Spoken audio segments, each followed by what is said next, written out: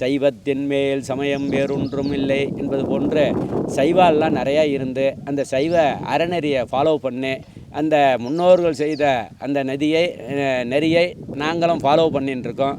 அதில் ஒரு குறிப்பிட்ட அந்த சைவால்லாம் சேர்ந்து பைரவர்னு புதிய ஒரு 300 ஆண்டுகளுக்கு முன்னாடி அதை பிரதிஷ்டை செய்து அந்த பைரவர் கோயிலுக்கும் தனி சன்னதியாக கோயில் அமைத்து இன்று வரைக்கும் அவர்களுடைய குடும்பத்திலே 3 வேலி நிலத்தை எடுத்து எழுதி வைத்து குளத்தை வெட்டி கோயிலை கட்டி குருக்களை கொண்டு வைத்து பூஜை புனஸ்காரங்கள் நித்தியபடி நடந்துகிட்டே இருக்கணும், நாம் இருந்தாலும் நம்முடைய சந்ததிகள் நடந்துகிட்டே இருக்கணும் அப்படிங்கிற உயர்ந்த நோக்கத்தில் இந்த 3 வேலி நிலத்தை எழுதி வைத்து அவர்கள் செய்து இந்த அறநெறியை அவர்கள் செய்திருக்கிறார்கள்.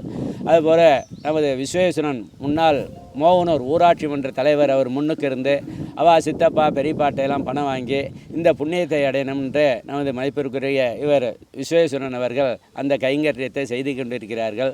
எல்லா கைங்கரியத்தையும் காட்டிலும் அந்த சிவதர்மங்கிறது, சிவ கைங்கரியம், சிவ தரிசனம்ங்கிறது மேன்மையான உத்தமமான ஒரு நிலையை கொடுக்கும்.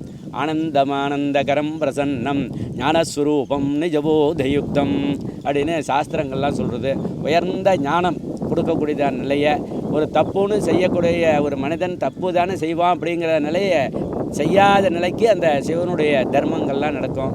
அப்படி இந்த கோயிலுக்கு இந்த சோமசுந்தரி அம்பிகா சோமநாத பரமேஸ்வரனுடைய ஆலயத்துக்கு ஒரு இதிகாசங்கிறது உண்டு. பக்தர்களுக்கும் சரி பிரபஞ்சத்தில் எல்லாருக்கும் ஜீவராசிகளுக்கும் நான்கிறதான ஒரு நிலை அதுவும் சுவாமி சிவபெருமான் கொடுத்துருக்கார். அந்த நான்கிறதான நிலை எல்லாருக்கும் வரும். அந்த நான்கிறதான நிலை வரக்கூடாதுன்னு சிவபெருமான் அப்பப்பொழுது அட்வைஸ் பண்ணுவார், உபதேசம் பண்ணுவார், சிக்ஷை பண்ணுவார். அப்படி ஒரு சிக்ஷை பண்ணிட்டு தான் அட்வைஸ் பண்ணிட்டு தான் நமது அணைக்குடிங்கிறது. அப்படி என்ன அணைக்குடியில் ஒரு இதிகாசம் புராணங்கள் நடந்திருக்கு அப்படின்னாக்க, ஒரு காலகட்டத்திலே